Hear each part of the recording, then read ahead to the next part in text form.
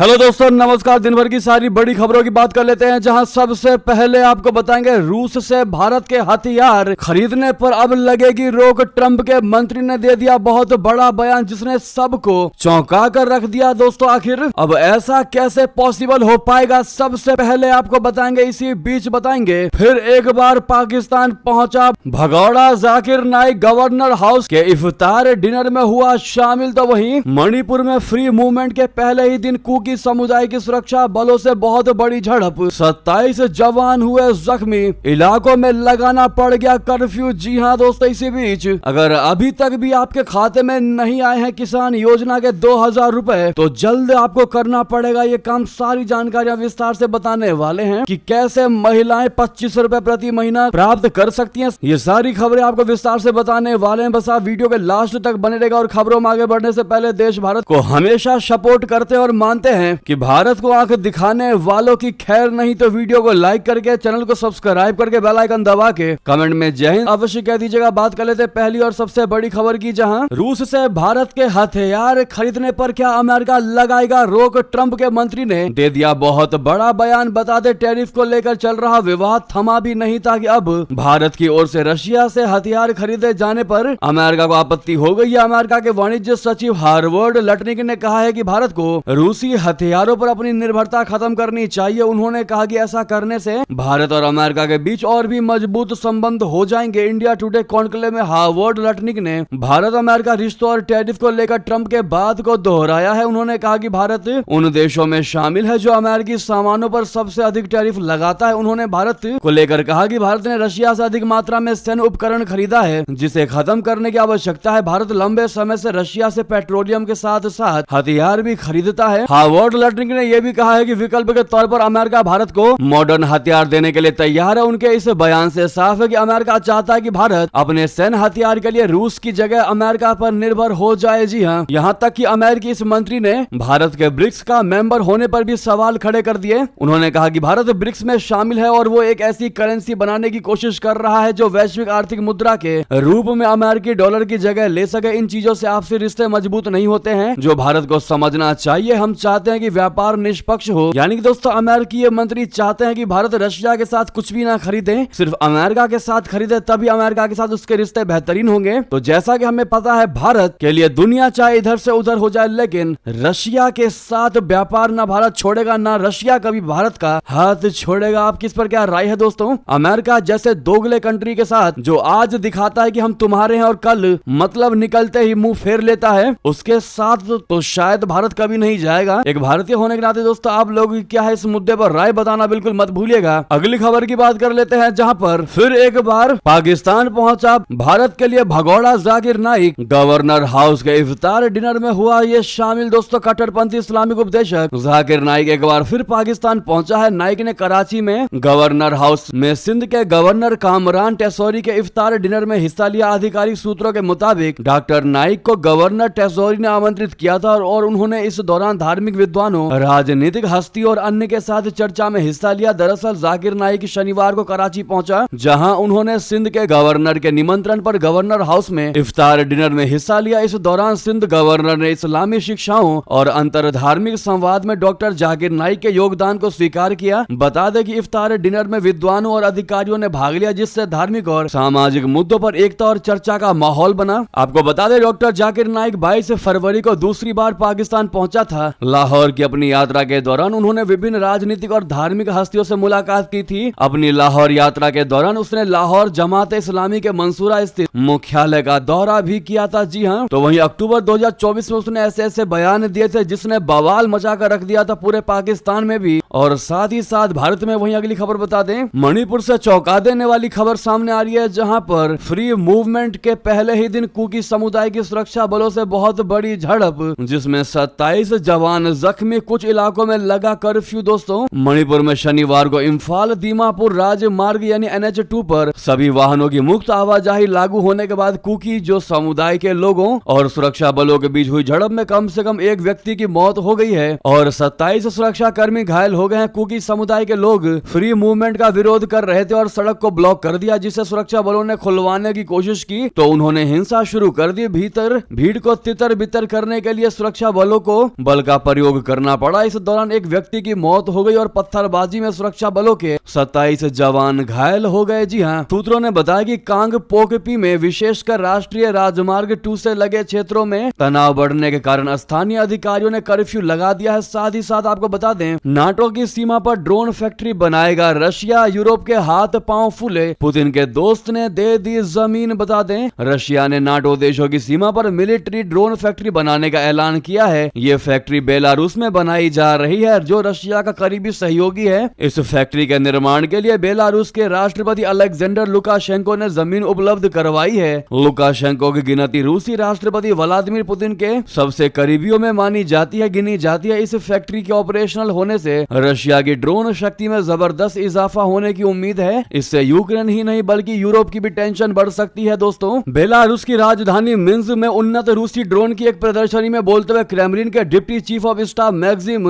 ओरेश्किन ने सालाना 1 लाख ड्रोन बनाने में सक्षम प्लांट बनाने की योजना की रूपरेखा तैयार की है। कार्यक्रम में मौजूद बेलारूसी राष्ट्रपति अलेक्जेंडर लुकाशेंको ने इस पहल के लिए उत्साह व्यक्त किया है। साथ ही साथ आपको अगली खबर बता दें, ईरान बना सकता है क्या परमाणु शक्ति? टेंशन में आ गए हैं डोनाल्ड ट्रंप। इस रिपोर्ट ने कर दिया बहुत बड़ा खुलासा। दोस्तों, दुनिया में परमाणु हथियारों का खतरा बढ़ता जा रहा है और विशेषज्ञों का मानना है कि अगर तीसरा विश्व युद्ध होता है तो इसमें परमाणु हथियारों का इस्तेमाल विनाशकारी तबाही मचा सकता है। इसी बीच अमेरिकी राष्ट्रपति डोनाल्ड ट्रंप द्वारा ईरान के सर्वोच्च नेता अयातुल्ला अली खामेनेई को लिखे गए पत्र ने दुनिया भर में हलचल मचा दी है। इस पत्र में डोनाल्ड ट्रंप ने स्पष्ट कर दिया है कि ईरान को परमाणु हथियार बनाने की अनुमति नहीं दी जा सकती, जिससे यह संकेत मिलता है कि ईरान परमाणु बम बनाने के बेहद करीब है। मौजूदा समय में दुनिया के केवल 9 देशों के पास परमाणु हथियार है। America, Russia, China, Britain, France, Bharat, Pakistan, Israel और उत्तर कोरिया। जी हाँ, वैश्विक परमाणु नीति के तहत किसी अन्य देश को परमाणु हथियार विकसित करने की अनुमति नहीं है। हालांकि ईरान को लेकर बार बार ऐसी खबरें सामने आती रही हैं कि वो परमाणु बम बनाने की दिशा में तेजी से बढ़ रहा है। संयुक्त राष्ट्र की रिपोर्ट्स के मुताबिक ईरान के पास अब इतनी मात्रा में यूरेनियम है कि वो परमाणु हथियार हासिल कर सकता है। अगली खबर की बात करें, जहां सीरिया में भड़का गृह युद्ध, विद्रोहियों और असद समर्थकों में संघर्ष।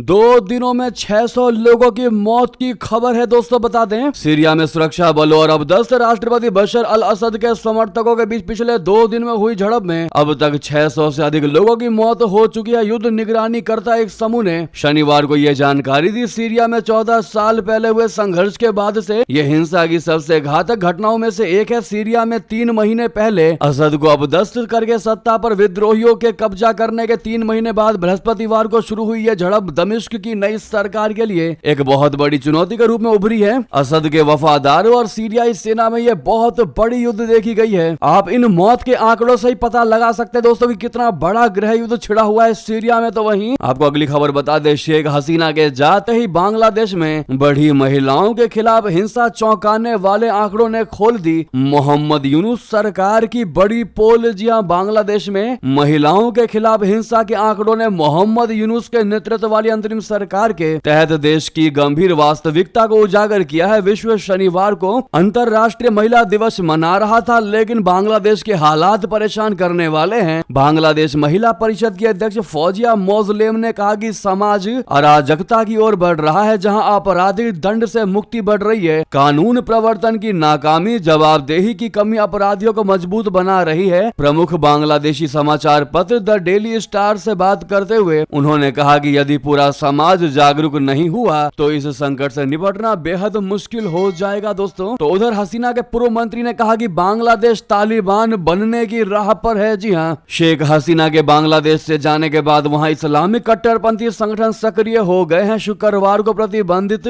कट्टर इस्लामिक संगठन हिजब उत तहरीर खिलाफत का नारा लगाते हुए राजधानी ढाका की सड़कों पर उतरा, जिसमें हजारों कार्यकर्ताओं ने हिस्सा लिया। प्रतिबंधित संगठन बांग्लादेश में इस्लामी खिलाफत की वापसी की मांग करता है। खिलाफत की मांग करने वाला ये मार्च ऐसे वक्त में हुआ है जब बांग्लादेश में अन्य कट्टरपंथी संगठन भी नियमित रूप से सड़कों पर शक्ति प्रदर्शन कर रहे हैं। बांग्लादेश पर फिलहाल नोबेल पुरस्कार विजेता मोहम्मद यूनुस के नेतृत्व वाली कार्यवाहक सरकार का शासन है। यूनुस की सरकार पर कट्टरपंथियों को शह देने के आरोप लगते रहे हैं। दोस्तों, उधर आपको बता दें, अंतरिम सरकार के आयोग का हसीना समेत 15 लोगों को नोटिस गवाही के लिए बुलाया है। जी हां, अंतरिम सरकार द्वारा गठित एक आयोग ने शनिवार को पूर्व प्रधानमंत्री शेख हसीना और 14 अन्य लोगों से 2009 के बांग्लादेश राइफल्स बोले तो बीडीआर विद्रोह की दोबारा जांच के लिए गवाही देने को कहा है। राष्ट्रीय स्वतंत्र जांच आयोग ने एक सार्वजनिक नोटिस जारी करके 15 व्यक्तियों को नोटिस जारी करके गवाही देने का आग्रह किया है। इनमें शेख हसीना भी शामिल है। नोटिस में कहा गया है कि जो लोग सहयोग नहीं करेंगे उनके खिलाफ कानूनी कार्रवाई की जाएगी। इन 15 लोगों में से उस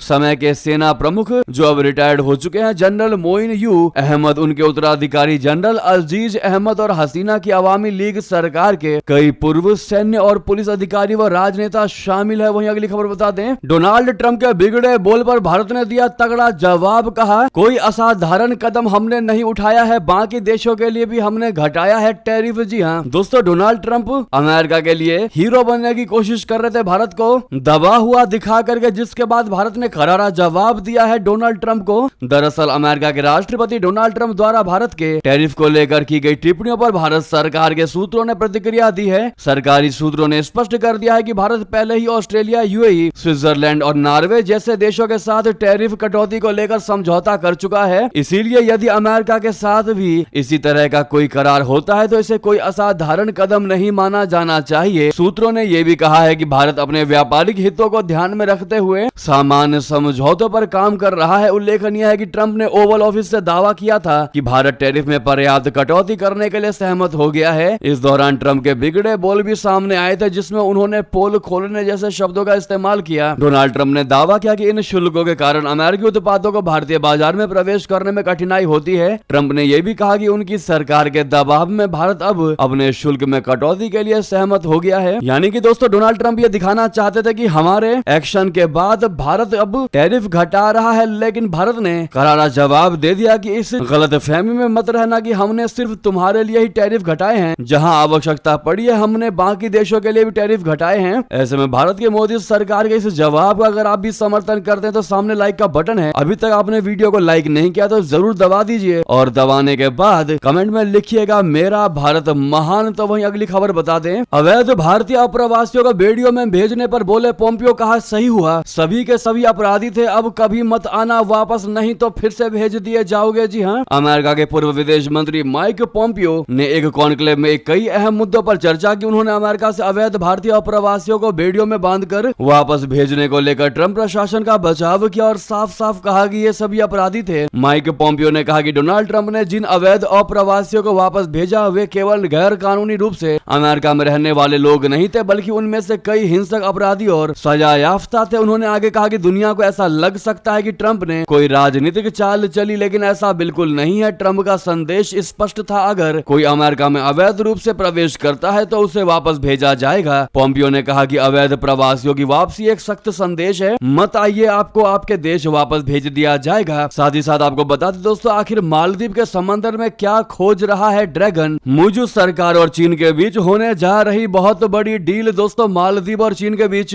हिंद महासागर में मछलियों की गतिविधियों पर नजर रखने और समुद्र से केमिकल और फिजिकल डेटा इकट्ठा करने के लिए उपकरण लगाने को लेकर चर्चा हो रही है। दोनों देशों के बीच ये चर्चा ऐसे समय हो रही है जब मालदीव में मछली पकड़ने का उद्योग बेहद मुश्किल दौर से गुजर रहा है। रिपोर्ट के मुताबिक मालदीव के मत्स्य एवं महासागर संसाधन मंत्री अहम श्याम ने हाल ही में चीन के सेकंड इंस्टीट्यूट ऑफ ओशनोग्राफी के वरिष्ठ अधिकारियों से मुलाकात की। इस बैठक में समुद्री शोध और सहयोग बढ़ाने पर चर्चा हुई। चीनी संस्थान के अधिकारियों ने मालदीव के पर्यटन, पर्यावरण मंत्रालय और मौसम विज्ञान विभाग के अधिकारियों से भी बातचीत की। हालांकि मालदीव सरकार ने इन बैठकों की विस्तृत जानकारी साझा नहीं की है। दोस्तों, साथ ही साथ बता दें अगली खबर, पाकिस्तान में तहरीके तालिबान के 10 आतंकवादी गिरफ्तार। पंजाब में हमले की बहुत बड़ी साजिश नाकाम। दरअसल पाकिस्तान के खैबर पख्तूनख्वा प्रांत में स्थित बन्नू कैंटोनमेंट के बाहर हुए बम धमाकों के बाद आतंकियों की धरपकड़ तेज हो गई है। इसी कड़ी में पंजाब के काउंटर टेररिज्म डिपार्टमेंट बोले तो सीटीडी ने तहरीके तालिबान पाकिस्तान बोले तो टीटीपी के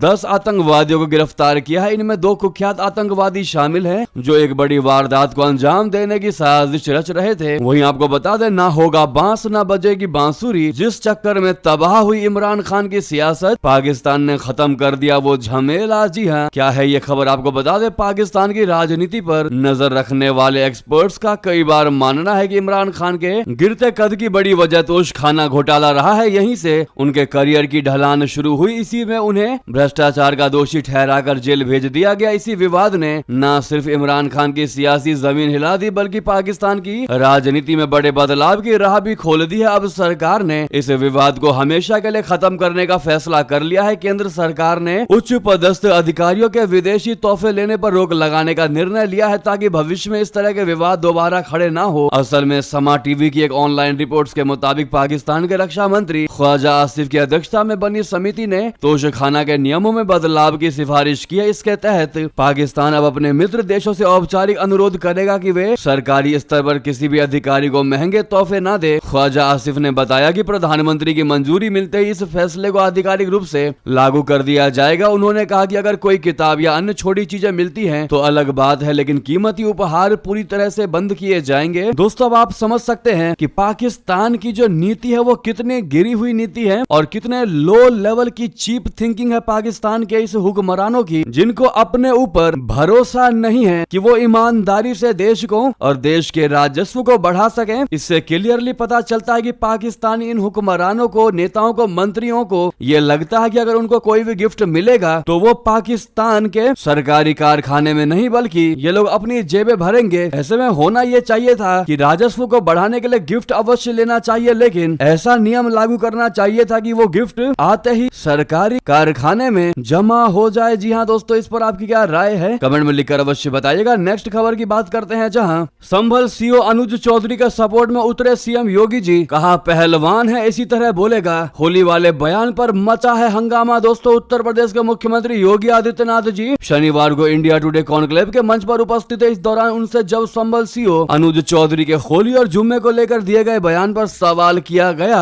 तो उन्होंने पुलिस अफसर का बचाव किया। मुख्यमंत्री योगी आदित्यनाथ जी ने कहा कि देखिए, होली के अवसर पर एक दूसरे की भावनाओं का सम्मान होना चाहिए। स्वाभाविक रूप से जुम्मे की नमाज हर शुक्रवार को होती है, होली वर्ष में एक बार होती है, तो प्यार से समझाया गया। मैं धन्यवाद देना चाहूंगा उन लोगों का जिन्होंने बयान जारी कर दिया कि भाई देखो, पहले होली का आयोजन होने दो, 14 मार्च को होली है, 2 बजे तक होली खेलने दो, उसके बाद फिर आप नमाज पढ़ना। उन्होंने कहा कि इस बारे में मुस्लिम धर्म गुरुओं ने भी अपील की है। उन्होंने कहा है कि हम भी इसे मानेंगे क्योंकि होली साल में एक बार पड़ती है और जुम्मे की नमाज हर सप्ताह होती है, स्थगित भी हो सकती है, कोई बाध्यकारी तो नहीं है कि होना ही है, लेकिन अगर कोई व्यक्ति पढ़ना ही चाहता है तो अपने घर में पढ़ सकता है। आवश्यक नहीं है कि वो मस्जिद में ही पढ़े। अगर जाना ही है तो रंग से परहेज ना करें। अगर रंग से किसी को परहेज है तो उसका घर में ही नमाज पढ़ना अच्छा होगा। और पुलिस अधिकारी ने यही बात समझाई है। ठीक है, जो हमारा पुलिस अधिकारी है वो पहलवान रहा है, अर्जुन अवार्डी है, पूर्व ओलंपियन रहा है और अब पहलवानी के लहजे में बोलेगा तो कुछ लोगों को बुरा लग सकता है, लेकिन जो बात सच है उस सच्चाई को स्वीकार करना चाहिए। वाकई में दोस्तों, संभल के सीओ अनुज चौधरी के सपोर्ट में हर तरीके से उतरते नजर आए हैं सीएम योगी आदित्यनाथ जी। ऐसे में आपकी क्या है इस मुद्दे पर राय बताना बिल्कुल मत भूलिएगा, कमेंट जरूर करिएगा। दोस्तों, साथ ही साथ अगली खबर बता दें, हरिद्वार के कॉलेज कैंपस में इफ्तार पर मचा बवाल। बजरंग दल ने बताया इस्लामिक जिहाद की साजिश। जी हां, उत्तराखंड के हरिद्वार स्थित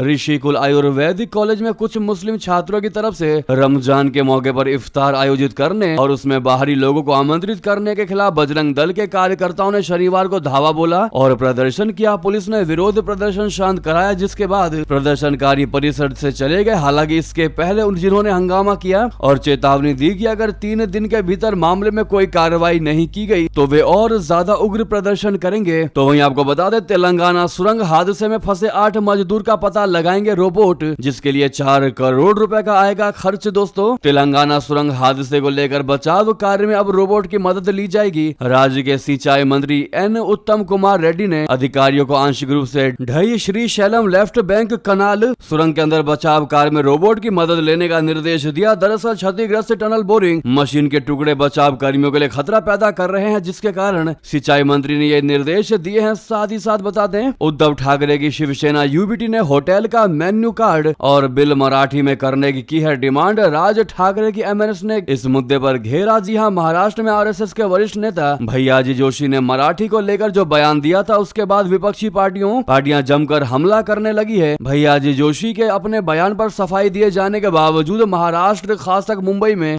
मराठी को लेकर फिर बहस छिड़ चुकी है। हालांकि समय समय पर महाराष्ट्र में दुकानों और होटलों पर मराठी में साइन बोर्ड लगाने की मांग उठती रही है और इस पर आए दिन राजनीतिक बहस छिड़ती रही है। राज ठाकरे की अगुवाई वाली महाराष्ट्र नवनिर्माण सेना और उद्धव ठाकरे की शिवसेना दोनों ने सार्वजनिक स्थानों पर मराठी बोर्ड लगाने के लिए जोरदार लड़ाई चले आ रहे हैं। वहीं अब शिवसेना यूबीटी ने होटलों में मेन्यू और बिल मराठी भाषा के में किए जाने की मांग कर दी है। अगली खबर आपको बता दे, जहां पीएम किसान योजना से जुड़ी बड़ी खबर। अब अगर अभी तक आपके खाते में नहीं आए हैं 2000 रुपए तो जल्द से जल्द करना होगा आपको ये काम। दोस्तों, केंद्र सरकार की तरफ से चलाई गई प्रधानमंत्री किसान सम्मान निधि योजना के अंतर्गत मिलने वाली 2000 की रकम अगर आपके खाते में नहीं आई है तो ऐसे में आपको अभी भी अटकी हुई किस्त का लाभ मिल सकता है। जो किसान लाभार्थी लिस्ट में है उनके खाते में 2000 नहीं आया हो तो वे सभी किसान ईमेल आईडी pmkisan-ict@government.in यानी gov.in पर संपर्क कर सकते हैं। आप सामने देख भी पा रहे होंगे दोस्तों, पीएम किसान योजना के हेल्पलाइन नंबर 155261 या फिर 1811-5526 या फिर 011-2338-1092 पर संपर्क कर सकते हैं। यहाँ भी आपके हर समस्या का समाधान किया जाएगा। पीएम किसान योजना के लिए आवेदन करते वक्त बैंक खाता आधार नंबर की जानकारी सही नहीं भरने की वजह से भी आपके पैसे अटक सकते हैं। आपके द्वारा भरी गई जानकारियां सही है या नहीं है, ये जानने के लिए आप pmkisan.gov.in पर जरूर विजिट कर सकते हैं। बाकी क्या क्या स्टेप आपको फॉलो करना है दोस्तों आप स्क्रीन पर देख पा रहे होंगे। साथ ही साथ आपको बता दे, हर महीने खाते में आएंगे 2500 रुपए। ये 5 कागज बनेंगे महिलाओं की ताकत। दोस्तों, दिल्ली में महिलाओं को सशक्त बनाने के लिए सरकार ने उन्हें 2500 रुपए महीना देने का वादा किया था, जिससे अब वो पूरा करने जा रही है। कैबिनेट से महिला समृद्धि योजना को मंजूरी मिल चुकी है, जिसके बाद अब महिलाओं के अकाउंट में हर महीने 2500 रुपए की रकम आ जाएगी। इस योजना से दिल्ली के 15 से 20 लाख महिलाओं को लाभ मिलेगा। लेकिन ये पैसे किसे मिलेंगे, कौन कौन से डॉक्यूमेंट लगेंगे, आपको बता दें। दिल्ली सरकार की महिला समृद्धि योजना का लाभ सभी महिलाओं को नहीं मिलेगा। ये योजना खास तौर पर उन महिलाओं के लिए है जिनकी सालाना इनकम 3 लाख या उससे कम है। ये योजना उन लोगों के लिए है जो टैक्स नहीं भरती हैं। ऐसी ही महिलाओं को आत्मनिर्भर बनाने के लिए दिल्ली सरकार महिला समृद्धि योजना लेकर आई है। ऐसी महिलाएं जो सरकारी नौकरी नहीं करती और उनकी उम्र 18 से 60 साल के बीच है, जिन महिलाओं को सरकार से कोई भी वित्तीय सहायता नहीं मिलती है और दिल्ली का एड्रेस प्रूफ यानी आवेदक के पास कम से कम 5 साल तक दिल्ली में रहने का प्रूफ होना चाहिए। कई बैंक अकाउंट नहीं, सिर्फ एक दिल्ली में बैंक अकाउंट होना चाहिए और वो अकाउंट आधार से लिंक होना चाहिए। बाकी क्या क्या डॉक्यूमेंट्स लगेंगे और कैसे अप्लाई कर सकते हैं, ये सारी जानकारी आपको स्क्रीन पर दिखाई दे रहा होगा। दोस्तों, आप इनको पढ़ के अप्लाई कर सकते हैं अगर आप एलिजिबल हैं तो। इसी बीच ये दिव्य की सारी बड़ी खबरें, आपको खबरें कैसी लगी कमेंट में अवश्य लिख कर बताइएगा। साथ ही साथ इस वीडियो को लाइक करके चैनल को सब्सक्राइब करके बेल आइकन दबा के कमेंट में जय हिंद अवश्य कह दीजिएगा। तो मिलते हैं आप अगली बड़ी खबर में। यहाँ तक बने रहने के लिए आप सभी का बहुत बहुत धन्यवाद। जय हिंद, जय भारत।